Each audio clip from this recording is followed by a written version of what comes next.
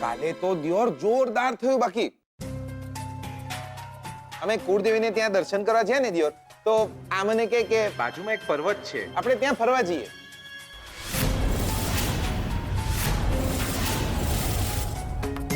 મારી તો ઈચ્છા જ નહીં, પણ તમે તો આમને જાણો જ છો, એટલે જીદ કરી કે આપણે જઈએ ને જઈએ. પછી શું, અમે પહોંચી ગયા ત્યાં. પછી શું થયું ખબર છે ભાભી? દેવર અમે તો પહોંચી ગયા પર્વત પર. ઓ વાવ, મજા આવી હશે ને? તો લા મજા નીકળી ગઈ દિયોર. લા પછી શું થયું ખબર છે ભાભી? લે આપણો પગ લપસી ગયો સટાક, અને આપણે તો કાચવાની જેમ ભેખડે લટકી જ ગયા.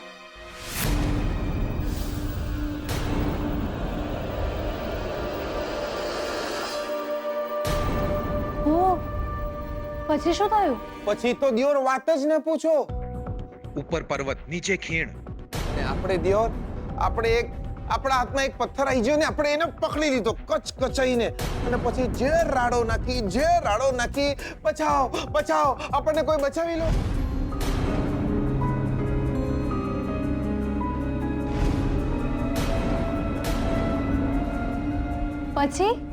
પછી દિયોર આપણને તો લાગ્યું કે આપણે તો આજે જ્યાં, એટલામાં આ આવી ગયા. આમની જોડે જોડે પૂજારી બાપા બી આવી ગયા. પછી આમને કચ કચાઈને આપણો હાથ પકડી લીધો દિયોર. પછી શું થયું? પછી આપણે આમને કહ્યું, બકા આજે કંઈ બી થઈ જાય, ભૂલ ચૂક બધી જ માફ કરજો, પણ આપણો હાથ ન છોડતા દિયોર. એ જો આપણો હાથ છોડી દે તો આપણી હાલત શું થાય ખબર છે?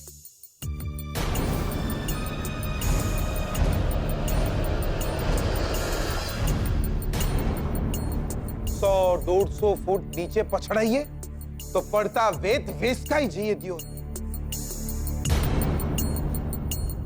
હું તો દિયોર જે રાડો નાખું આપણી રાડ મેહોણા સુધી સંભળાઈ હશે. આમને શું કર્યું ખબર છે? મેં એમનો હાથ છોડ્યો નહીં.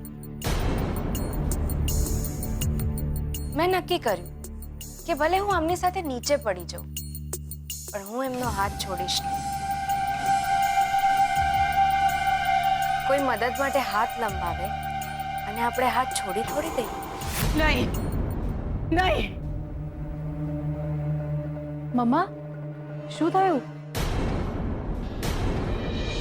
You okay?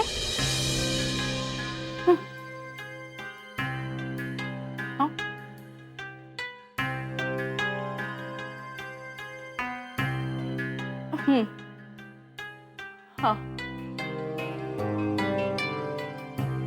દિયોર, શું થયું? ભાભી આમને શું થયું? લાગે છે આ વાત સાંભળીને એમને કોઈ જૂની વાત યાદ આવી ગઈ.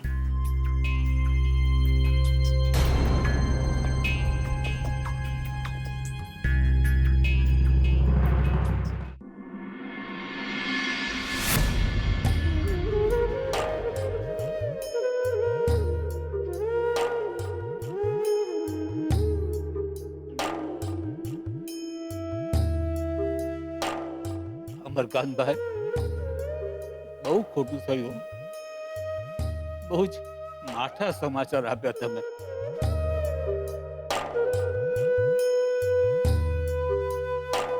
જી શાસ્ત્રીજી, જે બી ભગવાનની ઈચ્છા, મન મારીને આ વાત માનવી જ રહી. એ તો છે જ અમરકાંતભાઈ. આપણે બે હાથ, જ્યારે ઉપરવાળો 1000 હાથ વાળો એ સુખ આપે તો એ 1000 હાથે આપે, અને તકલીફ આપે તો એ 1000 હાથે.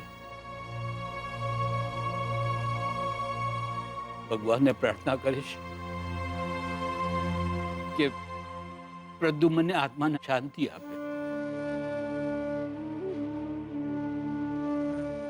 શાસ્ત્રીજી, તમને એટલા માટે જ બોલાવ્યા.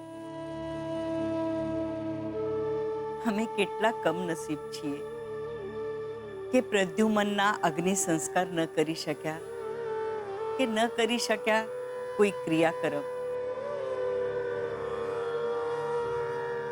જી, તો અમને એમ છે કે બીજું કંઈ નહીં તો એક પ્રાર્થના સભા રાખીએ ઘરમાં, જેથી પ્રદ્યુમનના આત્માને શાંતિ મળે. જી અમરકંદભાઈ. હા શાસ્ત્રીજી, તમે કહો ત્યારે તમારા હાથે જ આ પૂજા વિધિ કરીએ, તમારી અનુકૂળતા.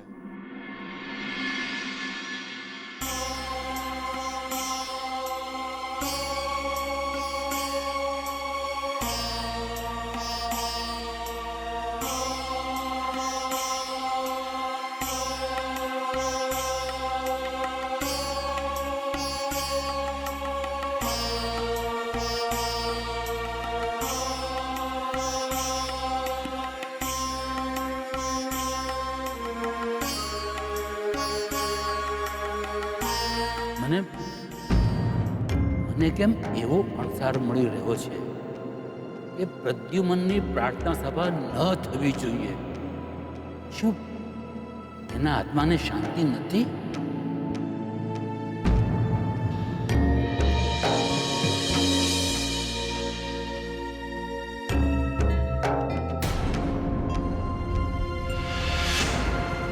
અમરકાંતભાઈ, પોલીસે શું કહ્યું? શું જણાવ્યું? બસ એ જ કે પ્રદ્યુમનના થોડા અસ્થિ મળ્યા છે અને થોડીક નિશાની. શાસ્ત્રીજી, તમે કંઈક ચિંતામાં લાગો છો. અગમ્યનો અણસાર બેન. ઈશ્વર તો બસ સંકેત આપે. હા તો તમે કહો ત્યારે પ્રાર્થના સભા આપણે આવતીકાલે જ રાખી. પણ શોધન અમદાવાદ ગયો છે અને એને તો જાણ પણ નથી કે. મરકનભાઈ, મને લાગે છે કે શોધન હાજર ન હોય તો પણ ચાલશે. પણ શોધન વગર અંબિકાબેન, મને લાગે છે કે શોધન હાજર ન હોય તો પણ ચાલશે.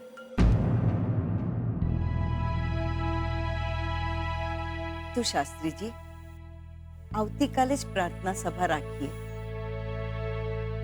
પણ એક વાતનો ખ્યાલ રાખજો, પ્રાર્થના સભામાં ઘરના માણસો સિવાય બીજું કોઈ હાજર નહીં હોય.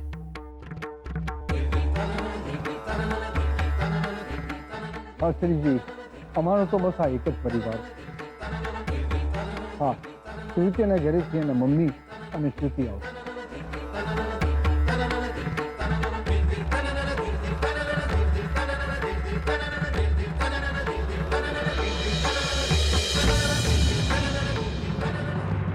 આ જો, આ બીજો એક સેટ. જો જો તું અહીંયા રહેતી હોત ને તો તને પૂછ્યા વગર લગ્નની એક પણ ખરીદી ના કરે. જો તને બધી ખરીદી બતાવું. અને આ સાડી જો, આ કેવી સરસ છે ને. ડેડે તો મને કહ્યું છે કે લગ્નના દરેક ફંક્શનમાં મારે અલગ અલગ સાડી પહેરવાની છે. કેવી છે? ખૂબ સુંદર છે શ્રુતિ. સરસ છે ને. બસ આવી જ બધી શોપિંગ તારા માટે પણ કરવાની છે. તું અહીંયા આવી જા એટલે તારા લગ્નની શોપિંગ પણ આપણે કરી લઈએ. અને આ બધા ઘરેણા જો, આમાંથી અમુક ઘરેણા તો મમ્માના છે અને અમુક નવા ખરીદ્યા છે. મેં ડેડને કહ્યું કે આટલો બધો ખર્ચો ન કરું, પણ એ માને ખરા. આજો, હજુ પણ એક પાયલની સેટ હતી, ક્યાં ગઈ? કદાચ મારા રૂમમાં રહી ગયું છે. હું લઈને આવું છું. હા.